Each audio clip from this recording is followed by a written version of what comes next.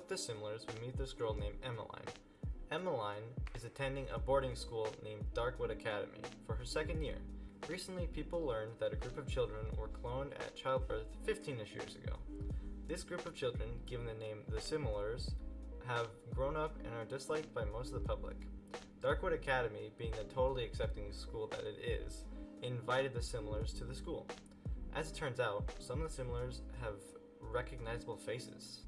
Who are these people? Where do they come from? What do they want?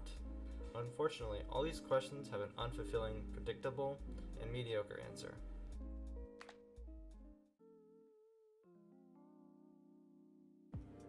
As stated before, our main character is Emmeline, a young female that's actually most of what we know about her.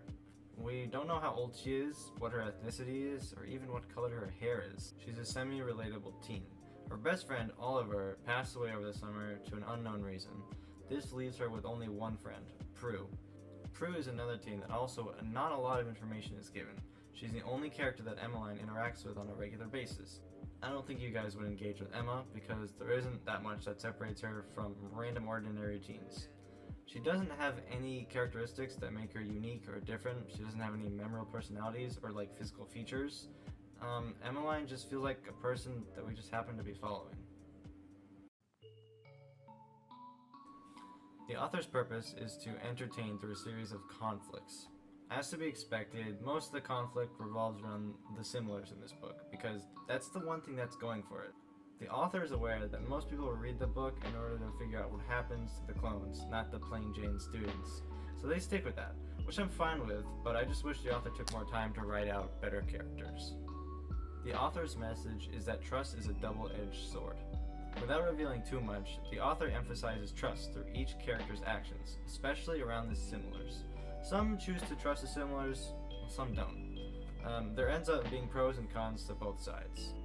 The author's intended audience is most likely teenagers, based off the conflicts relating around school. Although I believe that the intended audience is teenagers, I doubt this book has a large following of teenagers because I think the only people that would genuinely like this book are younger kids and adults. One of my reasons for this is that I feel like most teens would write this book off as dumb, especially the parts where the author tries to connect with the reader. Most of the times it's girl A doesn't like girl B, or girl A is getting in trouble with the school staff. It reminds me of the early 2000s high school movies where a conflict happens and then something else happens, but they have no relation to each other, or like nothing, the characters just don't develop.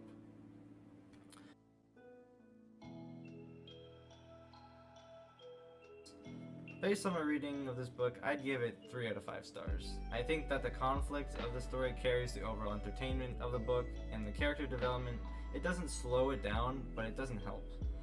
After all that, I would only suggest reading this book if you need something to read during class. The book is good enough to keep you entertained during school, but it's not great enough to make you want to read it at home.